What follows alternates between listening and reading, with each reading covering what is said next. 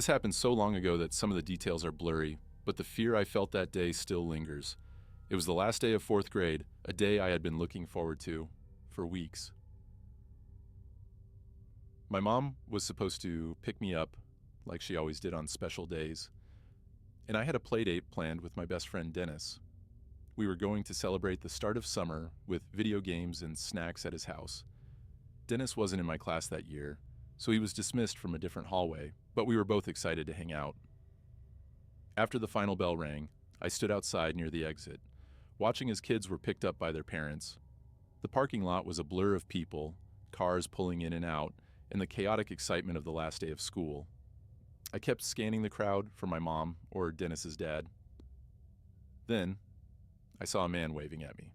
"Tommy, hey," he called, walking toward me with a big smile. I didn't recognize him at first, but he seemed friendly enough. As he got closer, he introduced himself. "I'm Dennis's uncle. I'm here to pick you up." I hesitated. Dennis had never mentioned an uncle before, but it wasn't something that seemed odd at the time. People didn't always talk about their relatives, and besides, adults always seemed to know each other. He waved at my teacher, Miss Blue, and she smiled back, giving me the signal that everything was fine. "All right, you can go," she said, letting me leave with him. As we walked through the parking lot, the man's steps were fast. Too fast. I had to hurry to keep up, my backpack bouncing on my shoulders as we weaved through the crowd. He was talking a lot, rambling about how Dennis was already at home, waiting for me. But something felt off. The more he talked, the more confused I got. Why weren't we picking up Dennis from his dismissal line? Why was he already at home? The questions kept swirling in my head, but I was too shy to ask. The whole ride felt wrong, but I couldn't bring myself to say anything. I didn't know this man, and his constant chatter was making me more uncomfortable by the minute. He kept asking questions about school, what sports I played, stuff that seemed normal on the surface. But every word felt like it was distracting me from the growing pit in my stomach. I tried to focus on his voice, but all I could think about was the unfamiliar streets outside the window. None of this looked like the route to Dennis's house, or anywhere I'd ever been before. When we finally pulled up to a house, I felt my chest tighten. The car, a dark red hatchback, was parked in front of a place I'd never seen before. It wasn't just unfamiliar. It looked wrong. All the curtains were drawn, making the house feel dark and cold, even though it was still daylight outside. My heart started racing as I stepped out of the car. The man led me inside, and the feeling only got worse. The house was dimly lit, almost like it was nighttime, with just a single lamp casting a sickly yellow glow over the living room. It smelled stale, like the air hadn't moved in a long time. I wanted to ask where Dennis was, but before I could, the man smiled at me again. That same forced grin that no longer seemed friendly. "Dennis is downstairs playing video games," he said, his voice jittery. "Just give me a second, I'll go check on him." He disappeared into another room, and I heard the sound of a door creaking open, followed by footsteps going down a staircase. That's when the fear hit me hard. I wasn't supposed to be here. I didn't know this man, and I had no idea where I was. Something was very, very wrong. I went to the front door, my heart pounding in my ears. I grabbed the handle and tried to open it, but it wouldn't budge. It was locked, and the kind of lock that needed a key to open from the inside.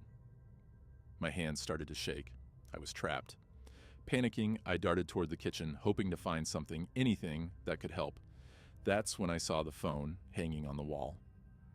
It was old, the kind with a cord, but it was my only chance.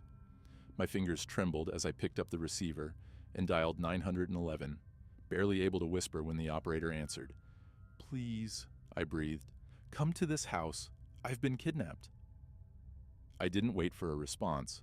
I placed the phone under a towel in the corner, leaving the line open, and hurried back to the living room just as I heard the man's footsteps coming back up the stairs. My heart was racing, but I tried to calm myself, hoping he wouldn't notice anything was wrong. I could hear him calling my name from the basement. I didn't answer. Seconds later, he emerged from the basement, looking around for me. He called my name again, his voice sharp and impatient. "Dennis is in the basement. Come on down," he said. When I didn't respond, he walked all the way back up the stairs, and that's when I saw it. The change in his face. The fake smile he had been wearing was gone, replaced by something dark and menacing. "Why didn't you answer me?" he asked, his voice cold. Before I could react, his hand shot out, grabbing my wrist. His grip was tight, painful, and he started pulling me toward the basement door. Panic surged through me as I begged him to let me go. I cried, telling him I wanted to leave, but he only yelled at me to behave. As he dragged me down the stairs, the basement door slammed shut behind us, the sound of the lock clicking echoing in the cold, empty space. I was trapped. The basement was like something out of a nightmare. A bare concrete floor, one single support beam in the middle, and a dim, exposed light bulb that flickered weakly above. The walls were unfinished, cold and damp. It felt like I had been dropped into some dark, forgotten place where no one would ever find me. My heart was pounding so hard I thought it would explode. I didn't know what he was planning to do, but I sat frozen in the middle of that room, too scared to move, too scared to even breathe. Minutes passed, and I just waited, bracing myself for whatever came next. Then, the sound of the doorbell cut through the silence. 3 rings, followed by loud, insistent banging on the front door. My heart jumped. Someone was here. The police had come. I scrambled to my feet and ran to the top of the stairs, pounding on the basement door with everything I had, screaming for help. The banging from the front door grew louder, and I could hear more voices now, shouting commands, but I couldn't make out what they were saying. There was a loud crash, like the front door being kicked in, and heavy footsteps echoed through the house. I screamed again, banging harder, my fists sore from pounding the wood. Suddenly, the basement door swung open, and a police officer was standing there. He grabbed me, pulling me out of that nightmare of a basement and into the light. As I stumbled outside, I saw flashing red and blue lights everywhere. At least 3 cop cars lined the street, and officers were swarming the house, and the man who had taken me was already in handcuffs, being led out of the house by 2 officers. He didn't look at me as they pushed him into the back of a squad car, but I could feel the darkness in him even from where I stood. I stood there, shaking as a couple of officers asked me questions, trying to make sense of what had happened. Moments later, my parents arrived. My mom ran to me, sobbing uncontrollably as she pulled me into her arms, holding me so tight I could barely breathe. My dad stood beside us, his face pale, his hands trembling. It turns out that man wasn't Dennis's uncle at all. He was some work associate of Dennis's dad who had somehow found out about our plans that day. He knew Dennis's dad was supposed to pick us up, and he saw the perfect opportunity. He was a sick, twisted man who had used his connection to Dennis's dad to get close to me. If I hadn't called 911 when I did, I don't think I would have made it out of that basement alive. Even now, all these years later, I try not to think about what could have happened if the police hadn't shown up when they did. I don't ask too many questions about that day anymore. I just try to move on, knowing how close I came to never seeing my family again.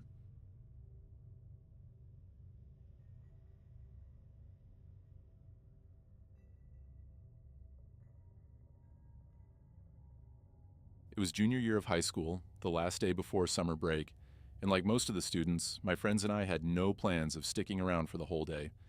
Everyone else was either cutting class or leaving right after lunch, and we weren't about to be the exception. We'd originally planned to hit the beach, but a sudden storm had ruined that idea. The sky was dark, the wind howling, and the rain came down hard. We didn't want to just go home, though. We wanted to end the year with something exciting, something memorable. That's when Eddie had the idea. There was this old, abandoned elementary school in town that hadn't been used in over a decade. It was set to be demolished later that year, but for now, it still stood there, creepy and forgotten.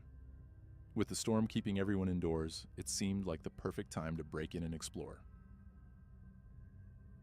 Eddie had his car, and since he was the only one with a license, he drove the 4 of us. We pulled up to the back of the school, where overgrown bushes and trees nearly swallowed the parking lot. The place was dead silent except for the storm, and it was almost completely hidden from the street. Eddie pulled a baseball bat out of his trunk and smashed one of the windows. The loud crack of glass breaking sent my heart racing, but with the thunder overhead, I doubted anyone heard it. One by one, we climbed through the shattered window and into the building. The moment we were inside, the atmosphere shifted. We stood in what looked like an old classroom, dust covering everything. Desks and chairs were still in place, as if the kids had just walked out one day and never returned. Faded posters lined the walls, and the faint smell of mildew hung in the air. It was like stepping into a time capsule, one that had been abandoned for far too long.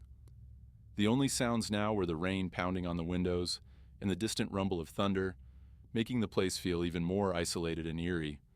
Using our phone flashlights, we carefully navigated the dark hallways, moving from room to room, our footsteps echoing against the cold, tiled floors.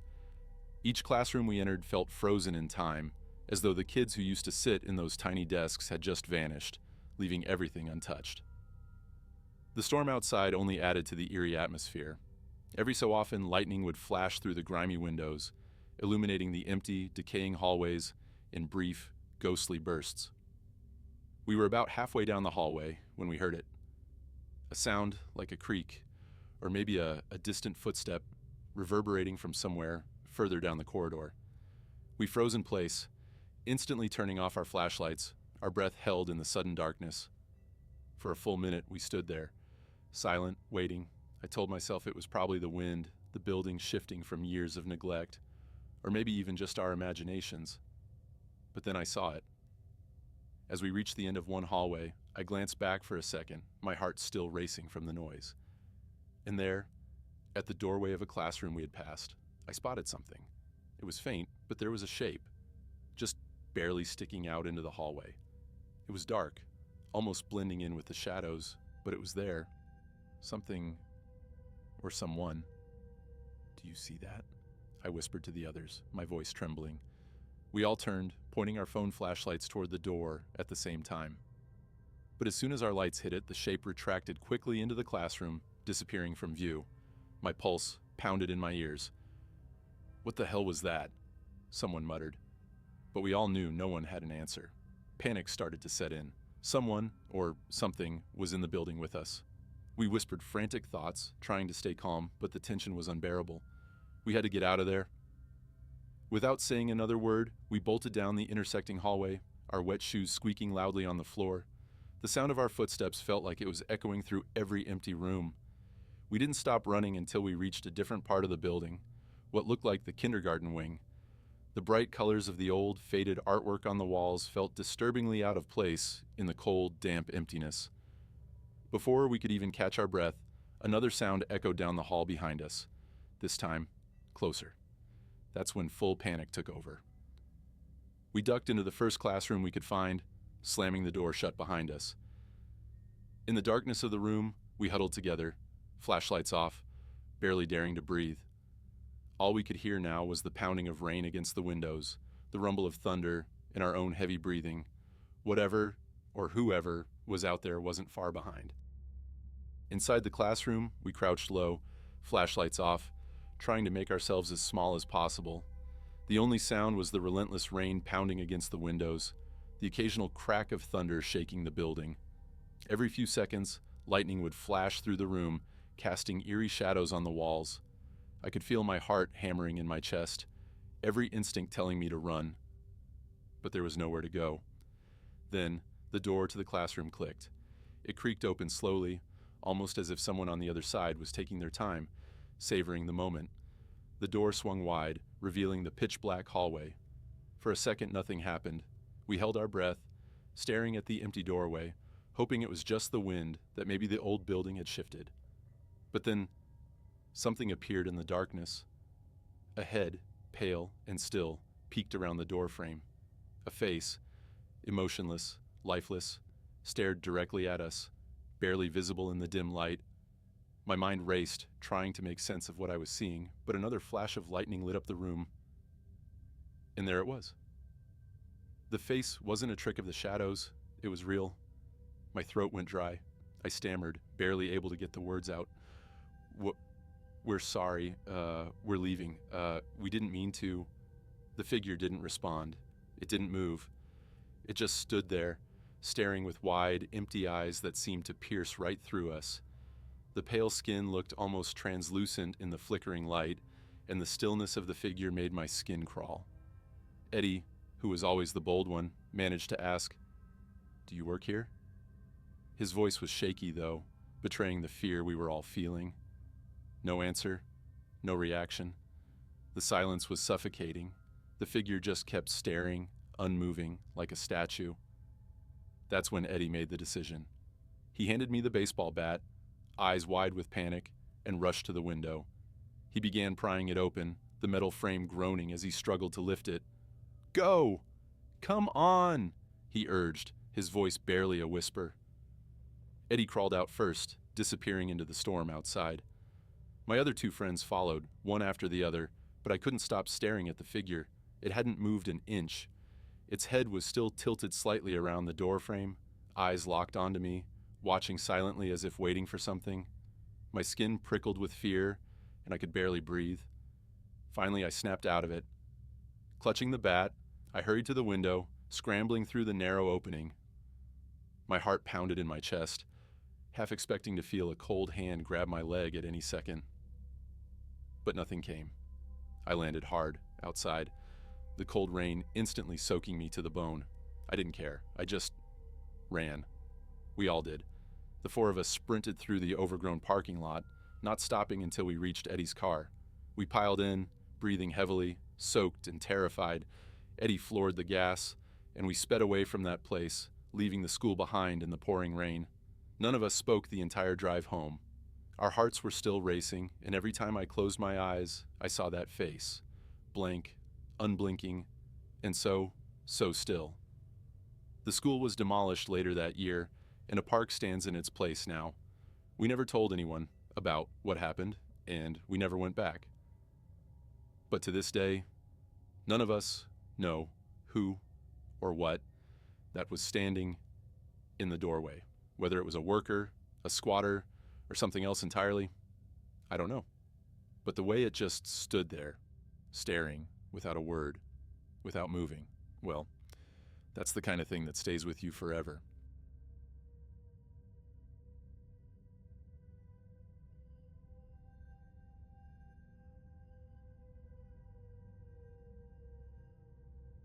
It all started during my freshman year of college, when I enrolled in a chemistry class that turned out to be way harder than I expected. I was barely keeping up, struggling through every lecture and lab. The class was set up with tables of 4, and I ended up at a corner table next to a guy named Zach. Zach wasn't the most charismatic person. He was about 5'8", a little overweight, with an awkward, patchy beard that didn't do him any favors. His vibe? It screamed Reddit moderator. He wasn't creepy or anything, just awkward, like someone who spent more time online than interacting with people. But the guy knew his chemistry. Zach was one of those students who didn't seem to struggle with anything, breezing through formulas and concepts that left the rest of us scratching our heads. It didn't take long for Zach to notice how badly I was doing in class. He started offering help, and honestly, it was a lifesaver. He explained things in ways that even I could understand. Sometimes he'd let me peek at his answers during tests, and at one point, he even offered to do my homework for me. I wasn't attracted to him at all. But I was so grateful for his help that I didn't question the arrangement. Our conversation stayed strictly about classwork, and I never got any kind of weird vibe from him. No flirting, no weird comments. He just seemed like someone who was reclusive, but willing to help. After a while, Zach asked for my number so he could send me notes and homework answers, which seemed reasonable. I didn't think much of it. He didn't seem threatening or anything, just a little socially awkward. At the time, I had no idea what I was setting myself up for. As the semester came to a close, Zach caught me completely off guard by asking if I wanted to go on a date. It was the last thing I expected. I'd never thought about him that way. At all. He'd helped me so much throughout the semester, but there was zero attraction on my end. I didn't want to hurt his feelings, though, especially after everything he'd done for me. So, instead of telling him the truth, I lied. I told him I was going to Miami for a few weeks right after the semester ended, hoping the distance and time would make him lose interest. Zach seemed to accept it, though his response was a little awkward. He just nodded and said, "Cool." I felt relieved as I left campus that day, figuring it was over. After all, 2 weeks was enough time for him to move on, right? That night, my friends and I went out to celebrate the end of the semester. We were having a great time when I got a text from Zach. "When are you leaving for Miami?" I laughed it off, showing my friends, and we all joked about the situation. I didn't reply right away because, honestly, I was busy having fun. I figured he'd drop it soon enough. But the next morning, I woke up to 2 more texts. One was a string of question marks, and the other said, "So, you're just going to ignore me now that you don't need my help anymore?" That one hit me with a wave of guilt, but also irritation. I hadn't expected him to follow up like this. I quickly replied, apologizing and saying I was packing and leaving for Miami later that day. Almost instantly, he replied with just one word: "Okay." It seemed like he was letting it go, and I felt relieved. I thought that would be the end of it. But that night, while I was out again with my friends, I got another text from Zach. This one was different. It sent a chill down my spine. "I thought you said you were going to Miami tonight." My stomach dropped. How the hell did he know I wasn't in Miami? My eyes darted around the bar, scanning every face, trying to see if Zach was there, watching me. But I didn't see him anywhere. My heart pounded as I quickly texted back, "What do you mean?" His response came almost immediately. "Nothing, forget it. I just don't like liars." I froze. The fear gripped me, sinking deep into my bones. How did he know I wasn't gone? Was he following me? Watching me? I didn't answer after that, but the unease lingered all night. I felt like eyes were on me, no matter where I looked. Even when I got home, the fear didn't leave. I knew something was off, and it was only getting worse. Later that night, just as I was starting to relax at home, I heard a knock at the door. I glanced at the clock. It was 1 a.m., my stomach twisted with dread. There was no reason for anyone to be at my door this late. And then I heard his voice. "It's me," Zach said from the other side. My heart stopped. I was home alone, and suddenly my entire apartment felt too small, too exposed. Every horror story I'd ever heard about stalkers flooded my mind at once. My hands trembled as I backed away from the door, trying to think straight. I wanted to scream, but I couldn't let him know how scared I was. Instead, I yelled through the door, trying to sound confident. "Leave, Zach! My dad's here, and if you don't go, he'll come out and kick your ass!" There was silence for a moment. Then I heard the sound of footsteps retreating. My body sagged with relief, but the fear didn't leave me. I stood frozen for what felt like forever, listening to the silence outside, waiting for another knock. Thankfully, it never came.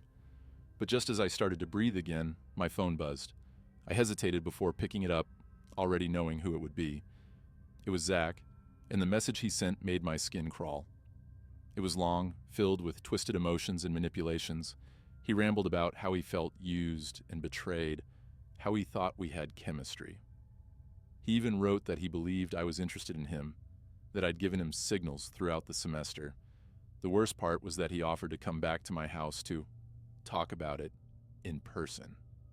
He made it sound like I owed him something, like all of his help in class gave him some claim over me. I felt nauseous. The message was a strange combination of desperation and entitlement, and it terrified me. I immediately forwarded the message to my friends and family, letting them know what was happening. My dad didn't waste any time. He sent Zach a furious text, threatening to deal with him personally if he ever showed up again. He even tried calling him multiple times, but Zach never picked up. Coward. The next morning, I went to the police. Armed with screenshots of every creepy message Zach had sent, they took it seriously. I hoped pressing charges would finally put an end to this nightmare. The police tried contacting Zach to bring him in for questioning, but he never answered their calls either. It was like he had vanished overnight. After that, Zach disappeared from my life completely. I never saw him on campus again. No more texts, no more knocks at my door, nothing. Part of me was relieved, but another part of me stayed on edge, always looking over my shoulder. I wanted to believe he was gone for good, but the fear never really left. Even now, whenever I'm alone, I can't shake the feeling that someone could be watching me. I got a taste of what it's like to be stalked, and it's a kind of fear that sticks with you, a shadow that never fully fades.